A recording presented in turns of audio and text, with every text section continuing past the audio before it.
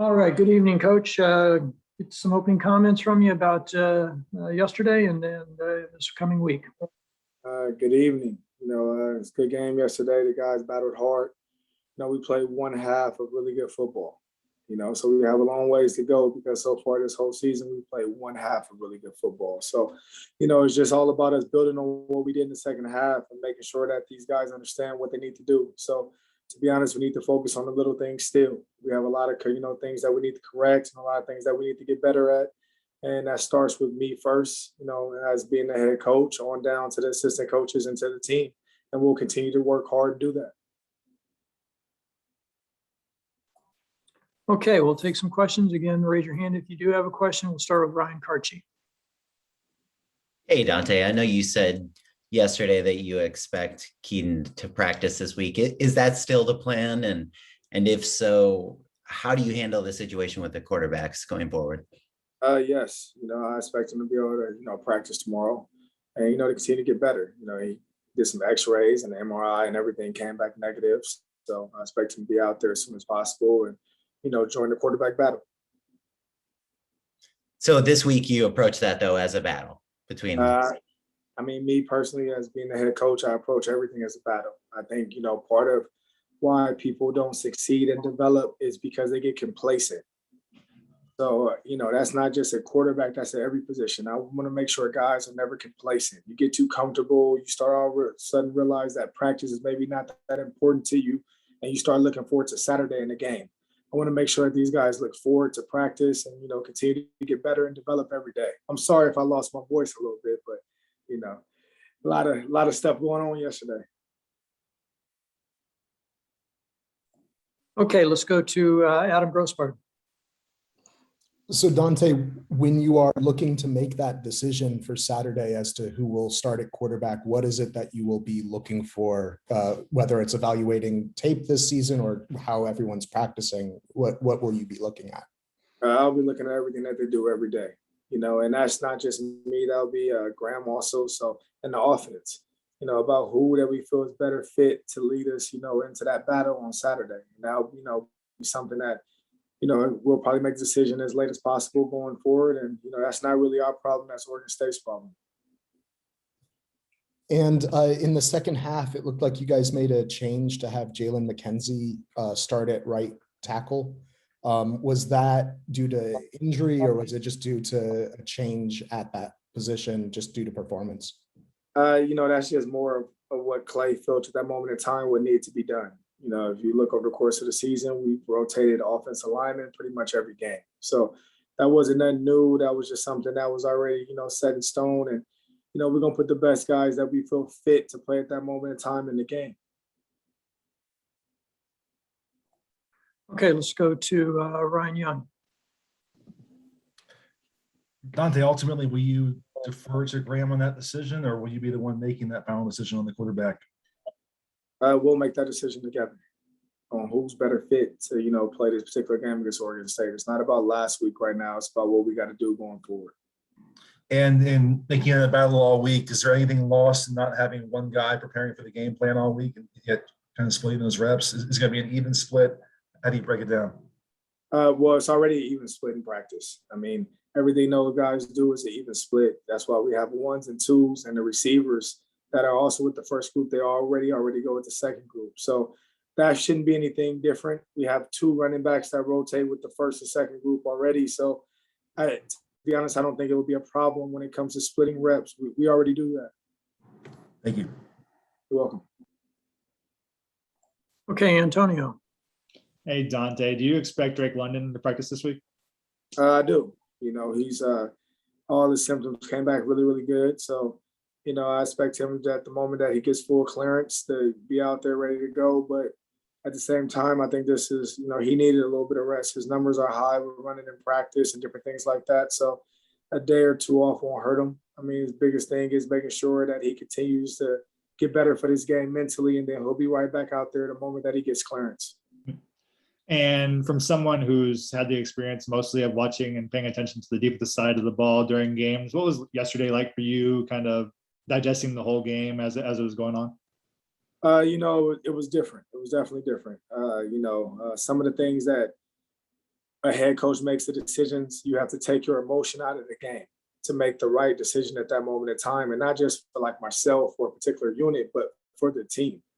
So in that aspect, it was different when it comes to making some of those decisions, or whether it was a timeout, because as a, even a position coach or a coordinator, those timeouts are never up to you. They're up to the head coach, So even I made a critical mistake. The clock was winding down. I was trying to call a timeout. I darn near feel like I should have ran to the middle of the field to make sure I got the ref's attention, but they didn't hear me, and we got delayed game. And pretty much the very next play, I believe we threw an interception. So, that's on me. That needs to be corrected also. So we're all in this together and have to get better. Okay, Eric McKinney. Coach, how comfortable would you be potentially playing two quarterbacks and kind of going with that look moving forward? To be honest, if that's what's best that we need to win games, then that's what we're going to do. I think both those guys are more than capable. And, you got a chance to see what Jackson did yesterday, but at the same time, you got a chance to see what Keaton has done for 2.5 years.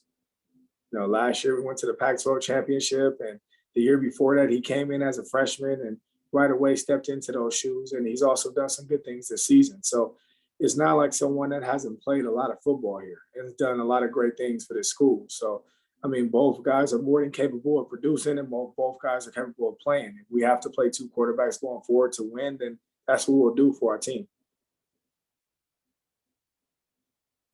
Okay, RJ.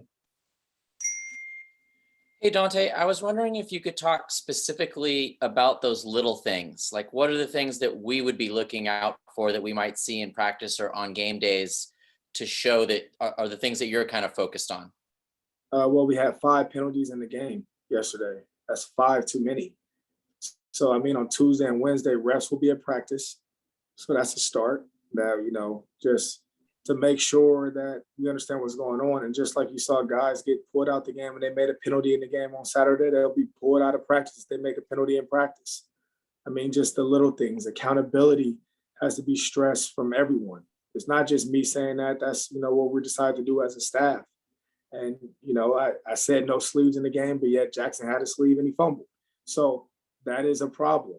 Those are the little things that would be definitely corrected.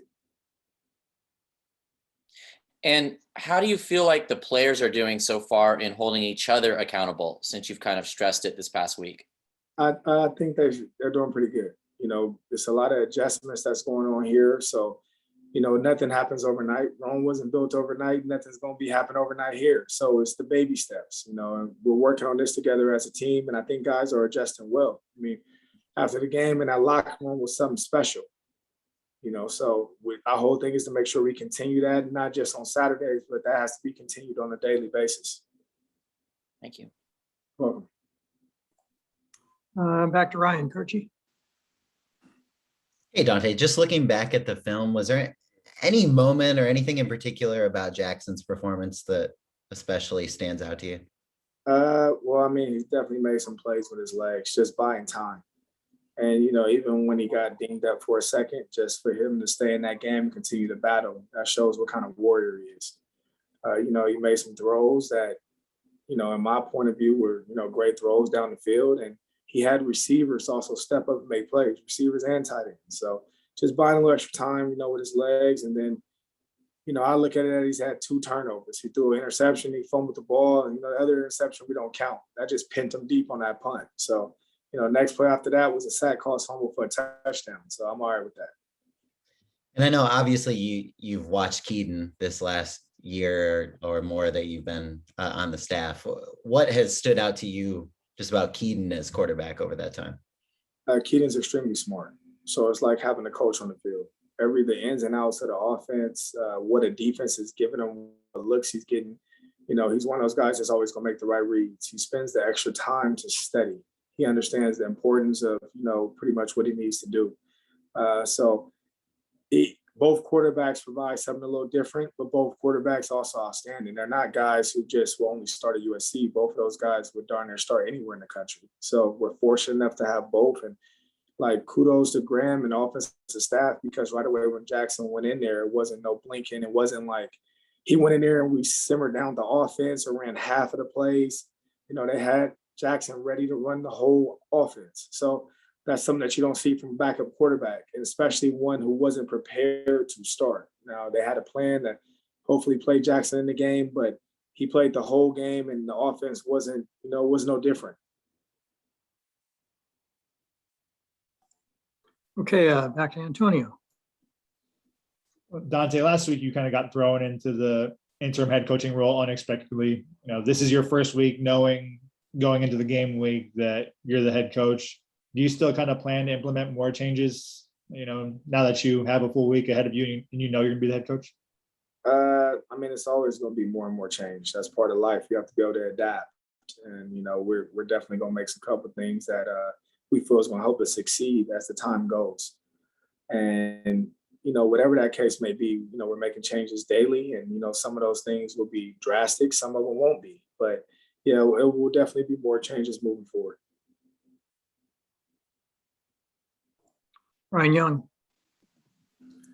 Building off that, is there anything that you learned personally going through your first week in this role that that you want to do different yourself this week? Yeah, I mean, definitely. I saw some things, even the adjustments I made in practice that I want to correct off some of the things I did. So, me, myself, like I say, it starts with me. I have to also get better at everything I'm doing. So if I'm all of a sudden working 16, 17, 18 hours a day and things aren't done, then I need to figure out how I'm going to work 19, 20, 21. And that also comes with recruiting. I mean, we have to step it up when it comes to recruiting, when it comes to coaching and when it comes to development. Those are, all three phases of the job. You have to be able to recruit these guys. You have to be able to coach them in X's and O's, and you have to develop them. And that's not just developing football, that's developing life. They got to be ready for life after football. So, each one is 1/3 phase of the job, and you have to be able to do all three. Going back to the game, obviously you weren't lacking for offense with what Jackson and the receivers did, but was there any concern about the run game and where things stand there? I mean, that's not a concern moving forward. It was a concern in the football game. I wasn't very pleased about that we weren't able to run the football in that particular game. Washington State, kudos, hats off to them. They did a couple of things up front that made it difficult. And, those guys have promised me that issue won't happen again. And when I say that, I'm talking about the players, so they'll hold each other accountable. They'll be ready to go, and that won't happen again. There'll be a big change on Saturday. Thanks. Nathan Ackerman.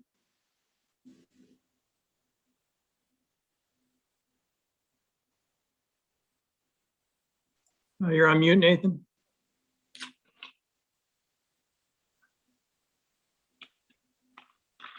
Still on mute.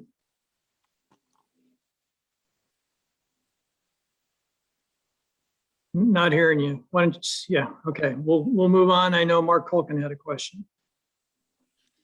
Good evening, Coach. So you've had a chance to kind of relish the win and sit back in the moment.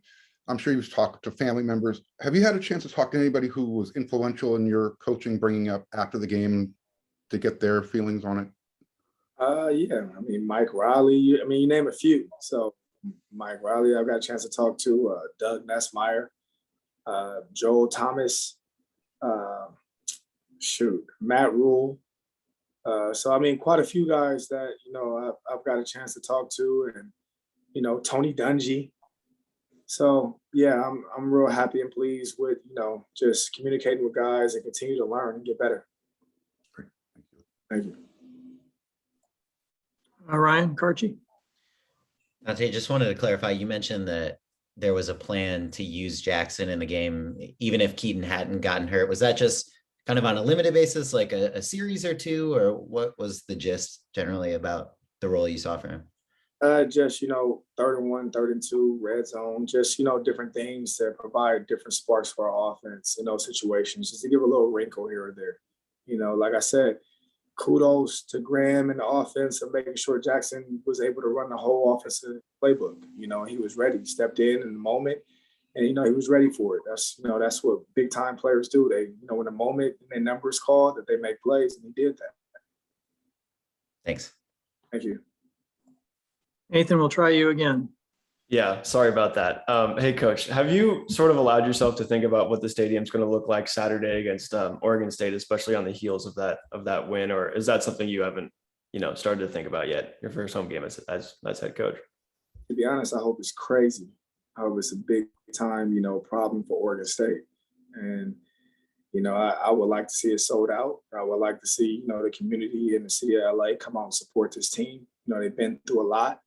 And, that support would be greatly appreciated. To have that stadium rocking and, have everybody in the Coliseum realizing what that cardinal and gold means. Okay, Michael Castillo. Yeah, there's coaches on staff who've dealt with midseason coaching change before as players, like Michael Hutchins. Have you reached out to them about the experience of that, and maybe if they've talked to players about how to go through it this year? No, I have not. What's happened in the past doesn't really mean too much to me right now. I'm all about what's happening right now today. So, I talked to those guys enough about what we need to do, because what we need to do today may not be what needed to be done 5, 6, 7 years ago. So I'm not really too concerned about the past. I'm really concerned about the present. Okay, let's take one last question. We'll do RJ. Donte, I was just wondering if you could talk about the moment for Kyle Ford, considering the things that he's been through to get himself on the field on Saturday and obviously to get into the end zone. He battled. I could definitely say that. I've seen somebody who's been through a lot. Right when he came back last year, it's kind of a recurring thing where, he had a problem again, but he constantly kept battling, constantly kept, basically progressing and moving forward. And he's someone who was just waiting for his number to be called. Even this past week of practice was rough for him, but it's all worth it for moments like that happen on Saturday. So, that was one big time play, but like I say, it was one big time play. So for me, it's about what he's going to do tomorrow. Is he going to be able to step on the field tomorrow and make a big time play? That last play on Saturday, that's over. So what is he going to do tomorrow? Thank you. Welcome. Okay, Donte, thank you very much for joining us. Media, thank you for being here. Have a great rest of your Sunday, and we'll see everybody out at practice on Tuesday. With that, Thank you. sign Right off. on.